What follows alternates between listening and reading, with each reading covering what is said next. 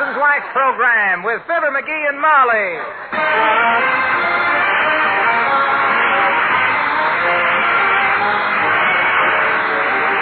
The makers of Johnson's Wax products for home and industry present Fibber McGee and Molly with Bill Thompson, Gail Gordon, Arthur Q. Bryan, and me, Harlow Wilcox. The script is by Don Quinn and Phil Leslie. Music by the King's Band and Billy Mills Orchestra.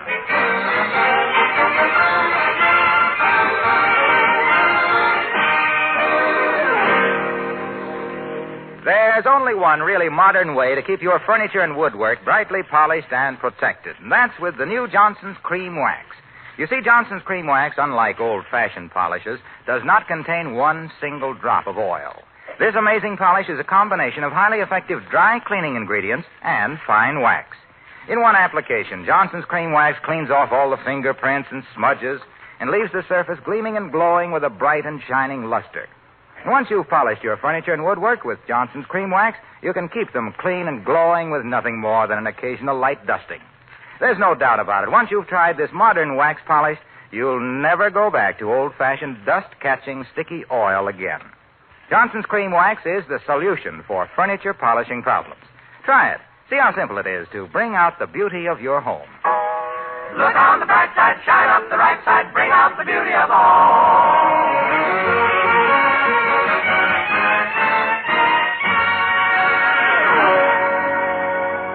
A successful marriage is often due to a wife's ability to read her husband's mind without moving her lips. And being a very successful wife, Mrs. Bolly McGee of 79 Wistful Vista has been aware for about 45 minutes now that her ever-loving spouse is about to spring some kind of surprise.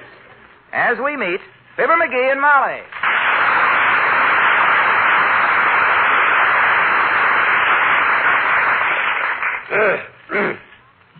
Molly, I've been thinking. Dearie, I know it. You do? I do. I know all the signs. Huh? You've lit your cigar 4 times with a burnt match. You've been reading the morning paper upside down, and twice when a fly lit on your bald spot, you reached up and scratched the lampshade. My gosh, and I thought you were just sitting there darning socks. Well, after all these years, I can darn socks from memory. Yeah? Just hand me a needle and a thread and a hole, and the rest is automatic. Well, let's have it. Huh? Let's have what? Your decision. Well, I decided... Hey, how did you know I made a decision? Well, I know the signs for that, too. Yeah? You brushed the ashes off your vest, uncrossed your legs, and cleared your throat. I'm going to start wearing a mask and a football helmet around here. My brains aren't getting any privacy. Anyway, look. We haven't took a trip for some time. What do you say we take a trip for ourselves? Why, wonderful, dearie. I love to travel. Where'll we go? New York? Chicago? Mexico City? Where? Downtown. What do you mean? Downtown. Stay all night. I thought it might be kind of fun to pack our grips, check in at the Wistful Vista Plaza, have dinner, go to a movie, maybe dance a little, and stay downtown. Overnight. Well, McGee, that does sound like fun at that. Well, certainly. What do you say, Snooky? Is it a date? You haven't asked anybody else? No. I've decided to go steady with you now. Well, in that case, I accept. And I think it was a wonderful idea. Fine. You call the Wistful Vista Plaza and make a reservation. I'll start packing. Okay. I'll pack for you, too. No. I'll pack. I mean, I know what you just take care of your own stuff, kiddo. I can handle my... Did we ever start out anywhere in our lives that we didn't have visitors? Yeah. If we had different visitors, it would be something, but it's always the same people. Come in. Oh, it's Mr. Wimple, McGee. So nice to see you, Mr. Wimple. Hi, Wimp, old man. Hello, folks.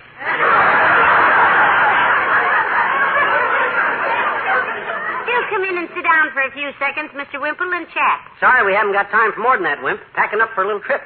Change of scenery, new faces, new places. Guy can't let himself get stale, you know. Oh, you're so right, Mr. McGee. I remember one time, Sweetie Face. Who, Mr. Wimple? Sweetie Face, that's my big old wife.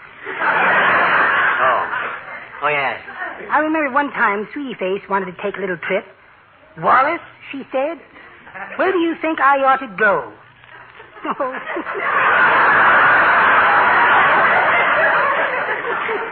The things that flash through my mind. I was really ashamed of myself.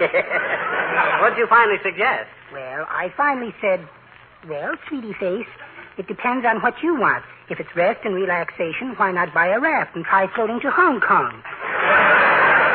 Well, if you want excitement, you might try going over Niagara Falls in a peach basket. I thought she'd be flattered when I said peach basket, but she wasn't. That's strange. But I must say that we took one trip together that I thought was grand fun. Where was that, Wimp? Out to the airport. Oh. We were supposed to fly to Bermuda, but somehow our tickets got mixed up, and I went to Vancouver and she went to Egypt. Well, heavenly days. How do you suppose the tickets ever got mixed up like that? Oh, it isn't too difficult if you know the right people. I paid for my whole trip by writing greeting card verses on the way. Oh, you're still grinding out hot doggerel, eh? What's been working on, Wimp? Easter cards? Oh. Little late, isn't it, Mr. Wimple? No, we work about a year ahead, Mrs. McGee. This is for next year. Oh, well, read this one. Go on, I love your poetry. You know that. Well, all righty. I just wrote one that goes Easter.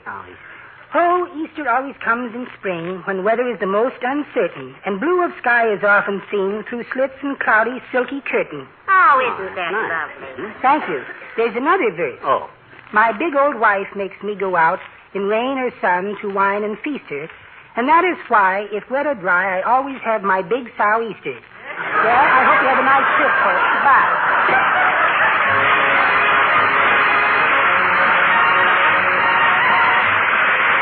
Billy Mills in the orchestra, and oh, look at there. Ain't she pretty?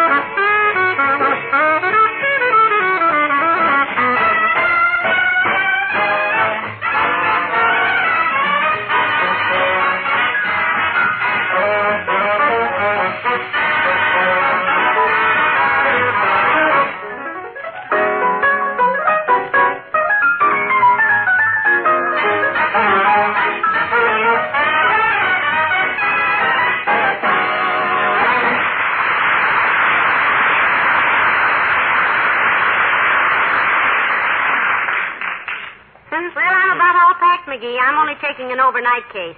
Can I help you with yours? No, thanks, kiddo. I'm doing all right. I'll get mine packed. I always pack on the half-and-half system anyway. Half and half? What's that? Well, half the stuff I take I don't need, and half the stuff I need I leave home. Hand me that other suitcase, will you? 2 suitcases? Yep. To spend one night at the hotel in town? Sure. I always like to take long enough stuff. Come in. Oh, it's Mr. Williams, the weatherman, McGee. Hello, Mr. Williams. Hi, Fogg. Hello, Mrs. McGee. Hello, McGee. Going to Washington again, I see. No. No, this is just a short trip, Mr. Williams. We're both going this time. Yeah. Well, you're going to have ideal weather for it, if you like the sound of rain against your Pullman windows. I suppose you have to travel quite a bit studying weather conditions, Mr. Williams. I used to, Mrs. McGee. In fact, I've been in parts of the United States which the white man has never seen. Is it true, Foggy, that you traveled across the painted desert before it was even dry?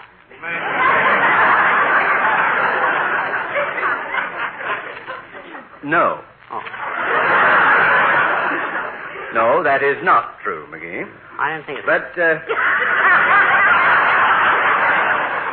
I did live in a remote part of Death Valley studying the effects of aridity on the human body. Aridity?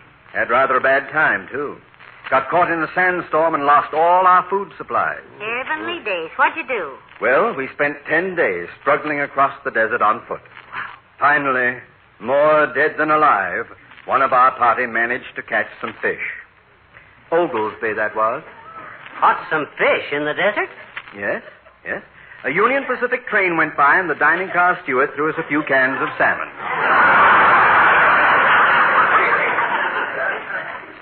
Oglesby caught them. Well, that was quite an experience.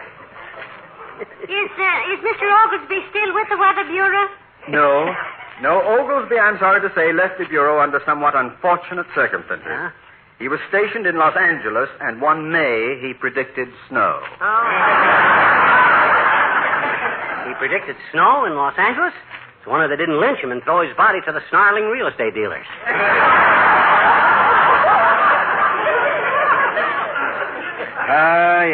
Yes, I can see him now, leaving the office for the last time.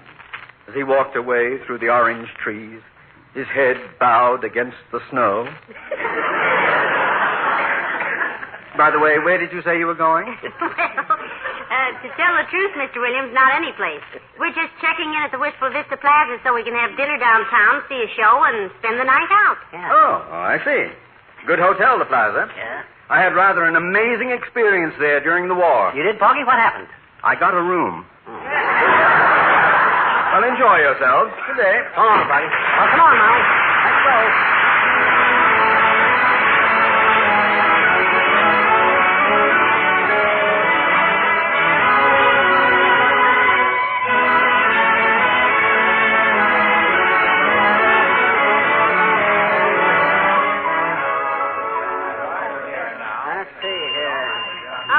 This is a nice hotel, isn't it, McGee? You made the reservation, I suppose. You betcha. The best $4 double bedroom they have in the joint. We even got our own bath. Oh, how nice. Gas lights or electric? Oh, this is a modern hotel, kiddo. Don't worry about that. See them rubber plants across the lobby there? Yes. 90% synthetic. Well, I guess we better register, Molly. Where's the bags? The porter put them over by the desk. And I still don't know why you had to bring 2 suitcases just to stay Well, I overnight. just thought that I...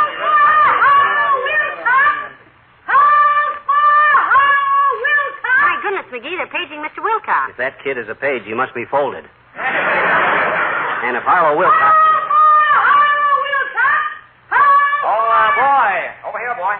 Are you Mr. Harlow Wilcox? You mean the Harlow Wilcox that sells Johnson's self-polishing glow coat that shines to dries in 20 minutes or less and is made by the S.C. Johnson people of Racine, Wisconsin?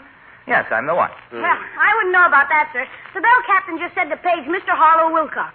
You mean you wouldn't know about Johnson's glow coat? No, I mean I wouldn't know about whether you were the right Mr. Well, gee whiz, son, I thought everybody knew about glow coat. Listen to Junior go, will you? He's got the kid trapped. He's going to have to stand there and listen or get no tip. Well, my goodness, dear. Yes, sir, son. Glow coat is probably the best-known protector and beautifier of linoleum in the whole wide world. See? That's because it's so efficient and so easy to use. Yeah? Yes, you just pour a little out, spread it around, wait 20 minutes or less, and your linoleum's got a coat of wax protection that shrugs at dust, laughs at dirt, and sneers at dampness. Yes, sir, but I You just... tell your mother about it, son. Just say Johnson's self-polishing glow coat. The only liquid linoleum protection that will take... Hey, Waxy. Hello, Mr. Wilcox. Huh? Oh, hello, Molly. Hiya, pal. Hi. Here, son. Here's $1, and much obliged. Thank you, sir. Same time tomorrow? Yeah, same time. Okay. Well, folks, what are you doing down here? I was going to ask you the same thing, Omaha, but now I don't have to. You figure you get $1 worth of advertising by dishing out that loud stuff to a page boy, eh? No, it doesn't cost me $1, pal. He'll give me back that $1 tonight. Why, will he? He's my nephew, Small Fry Wilcox. Oh. I pay him $5 a week. The $1 tip is just to show the lobby patrons that Wilcox is no piker. Yeah, they should be around when you twist his arm and grab it back from him. Look, Junior, Molly and I just came down here for a little vacation, see? Vacation, pal? From what?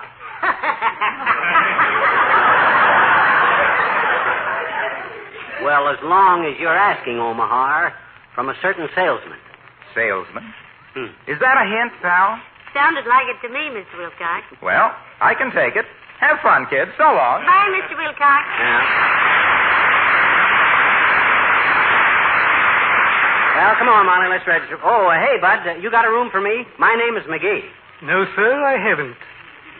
Well, why haven't you? Because I'm the cigar clerk. The reservation desk is to your left.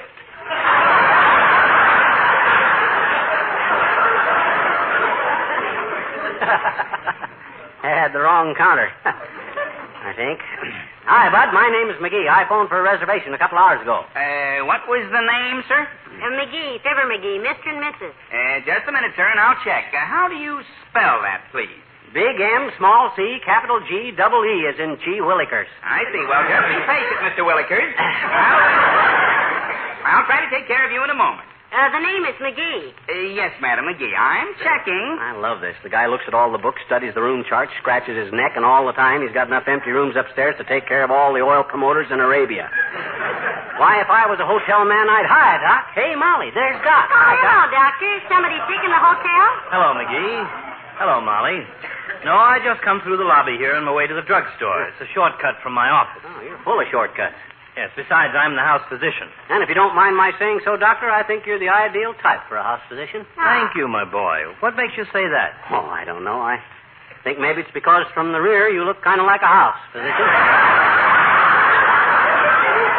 Why, McGee? Don't mind him, my dear. I don't. You know the old saying, it's better to keep your mouth shut and have people think you're a fool than start talking and prove it. Very good, Doctor. Very good. Touche.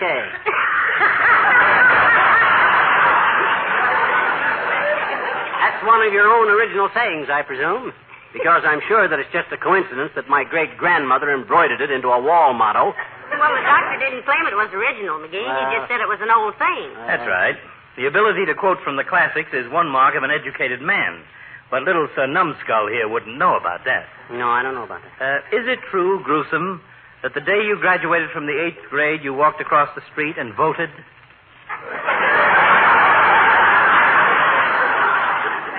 Certainly. I got paid for it, didn't I? You think I'm a crook or something? And speaking of education, plasma peddler, I hear you just passed the medical examiners by the skin of your teeth.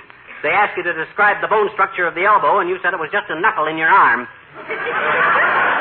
McGee, I think you're just making this all up, isn't he, Doctor? Oh, well. My dear, I've known your husband for many, many years. Yes, I know. I've looked at him with a microscope, through a fluoroscope and X-ray, and if there's a word of truth in him, it's hiding behind an electron.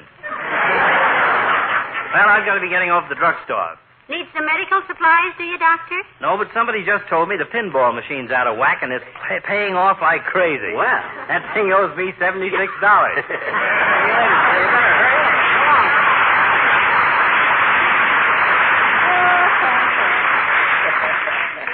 Isn't he a sweet old character? He's old and he's a character, but...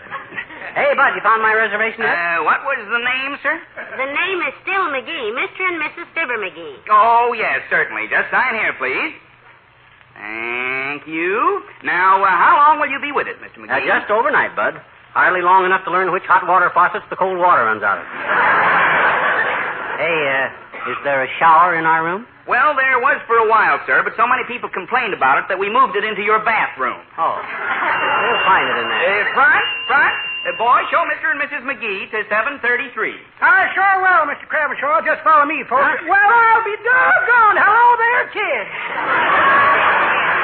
Mr. Oldtimer. Hey, how long you been a bellboy here, old-timer? Just started this week, Johnny. Yeah? Been laid up with a busted arm and 3 busted ribs before that. That's all. Had an accident. Oh, what kind of an accident? Rode my bicycle into an excavation, daughter.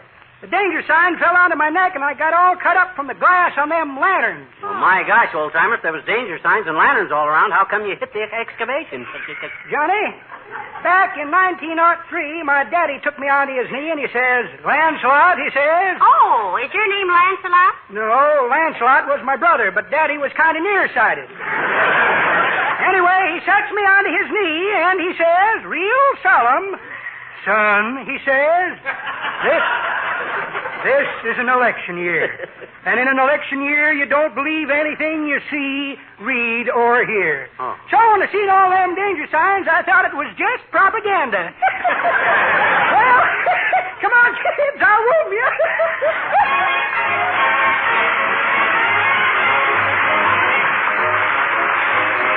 The King's Men and Cincinnati. Cincinnati, the city I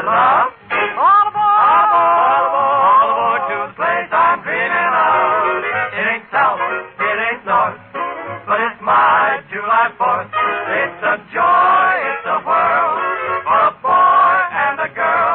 Now I mean Cincinnati, that ever-loving town. Cincinnati, Ohio, that's the place for my dough. It ain't easy, it ain't wet, but it treats you like the best. It ain't high, and it ain't low. Oh, but brother, what a show. And I'll get there by plane or caboose or canoe. Cincinnati, Cincinnati, I'm coming home to you.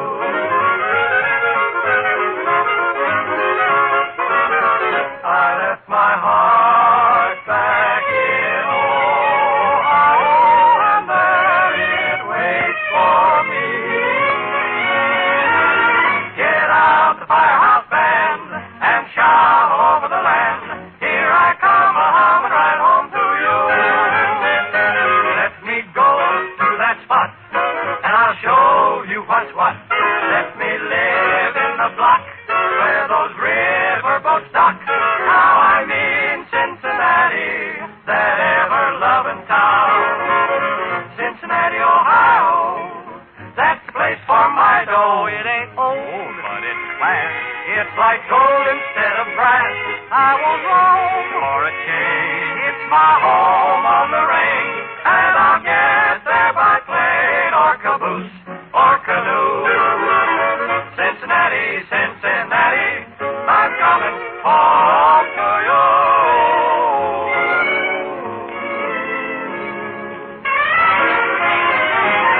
Ohio.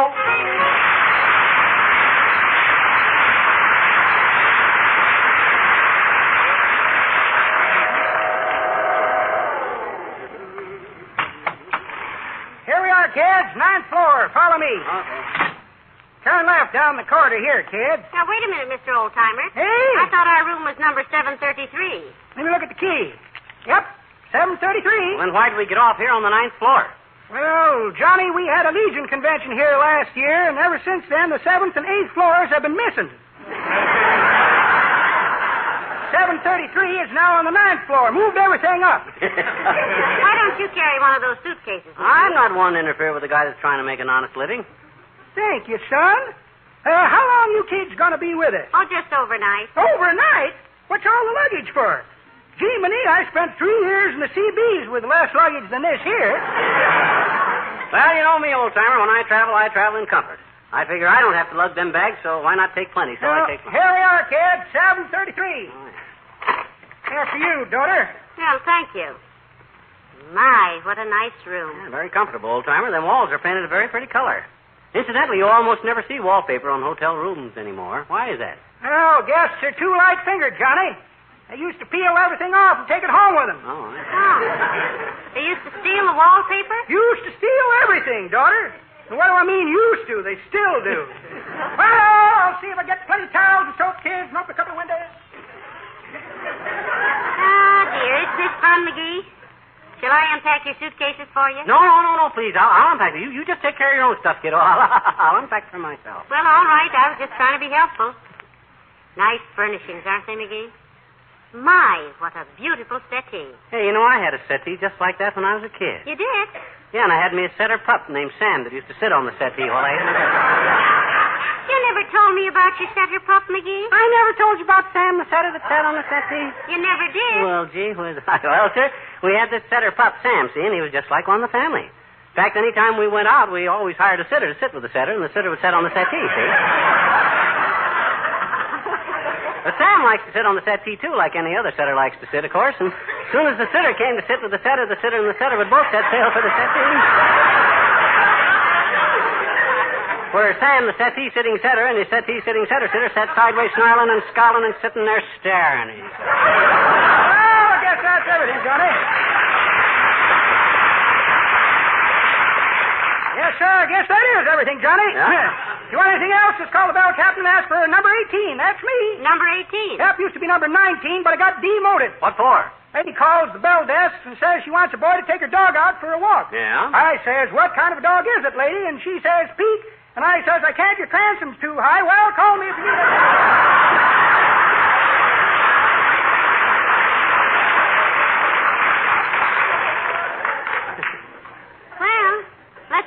dearie. Okay, does this shirt I got on look all right for dinner and dancing? Well, I've seen you wear shirts that look fresher.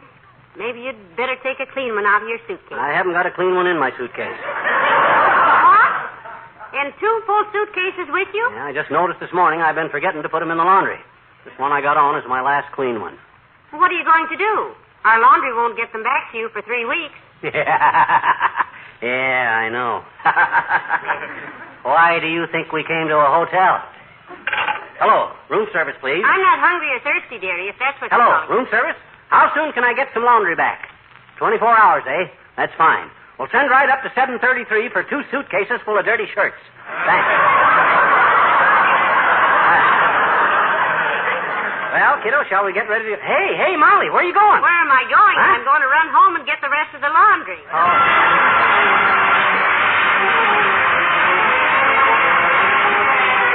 Rain or shine, hot or cold, every day in the year, your kitchen linoleum should be wearing a coat. It should be wearing a gleaming, shining coat of Johnson's self-polishing Glow Coat. Glow Coat adds beauty to kitchen linoleum and makes it look its glowing best. The whole room becomes a more cheerful place to work because linoleum colors sparkle with an extra luster. The new Glow Coat now shines nearly twice as bright as before. And believe me, that extra luster is important in the room where you homemakers spend most of your time. It's so easy to make a kitchen bright and shining with Johnson's Glow Coat. You merely apply and let dry. There's no rubbing or buffing.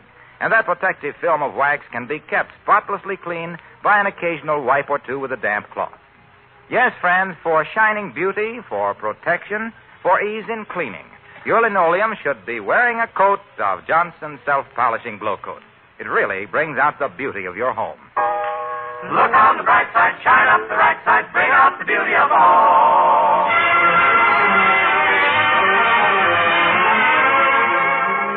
My, that dinner was wonderful, McGee. Yes, well. And it was such fun dancing again. Well, let's get up the room, kiddo. I'm bushed. Hey, Bud, give me my key, will you? Yes, sir. What was that name again? McGee. Mr. and Mrs. Fibber McGee. Big M, little C, capital G, double E as in G, Willikers. Oh, yes, Mr. Willikers. Oh. Just a minute. There's some mail here for you. Oh, this is ridiculous. Good night. Good night, all.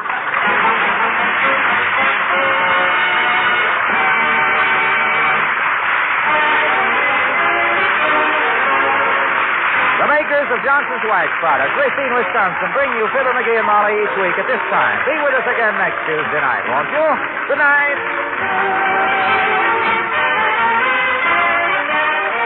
This is NBC, the National Broadcasting Company.